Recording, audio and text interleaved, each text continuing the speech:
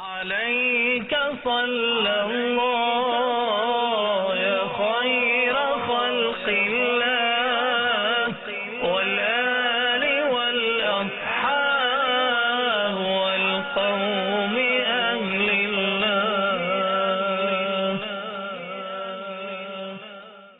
حدیث میں ہے کہ عالم کے چہرے کو دیکھنا عبادت ہے. کسی بیپاری کے چہرے کو دیکھنے کی فضیلت میں نے نہیں پڑھی، آپ نے پڑھی تو بتا دو.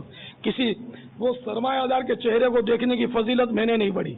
کسی صدر کی، پرائم منسٹر، کرکٹر، ایکٹر، ان کے چہرے کو دیکھنے کی فضیلت میں نے کہیں نہیں پڑھی. جبکہ ان کو دیکھنے کے لیے لوگ مرتے ہیں. ایک غریب مسکین پیون لگے کپڑے والا بیٹھا ہے اور عالم ہے، اس کے چہرے کو اگر اس نیت سے دیکھا، عبادت کی نیت سے ثواب کمائے گا. تو یعنی کہ یہ حدیثیں کیا ہمیں علماء کے قریب نہیں کر رہی؟ دیکھو اس عالم کو عبادت بیٹھے بیٹھے مفت میں بغیر خرچے کے لٹے جاؤ عبادت کا ثواب. تو بہرحال یہ کہ عالم سے مربوط ہونا ضروری ہے اور ان سے پوچھتے رہنا چاہیے، ورنہ عوام میں بہت خطرہ ہوتا ہے. ایسی باتیں کرتے ہیں، ڈرا دیتے ہیں، تو دھاڑ کر کے کفریات آج کل بک دیتے ہیں. کچھ ان کو ہوش نہیں ہوتا اور ان کو سمجھانا بھی اپنے بس کا روگ نہیں ہوتا. ڈیڑھ ہوشیار ہوتے ہیں بعض کے، ان کو یوں لگتا ہے کہ ہم کو بہت معلومات ہے. علماء کی باتیں کاٹ دیتے ہیں وہ لوگ. علماء بیچارے کیا کریں، وہ چپ ہو جاتے ہیں، جواب جاہلاں، خاموشی باشد.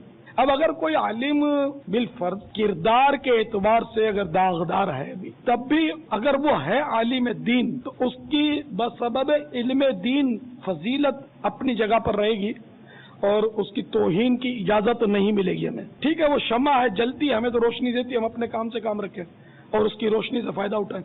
تو علماء سے بہرحال فیض اٹھائیں اور اس سے فائدہ لیں اور مفتیان کرام سے مسائل معلومات کرتے رہیں.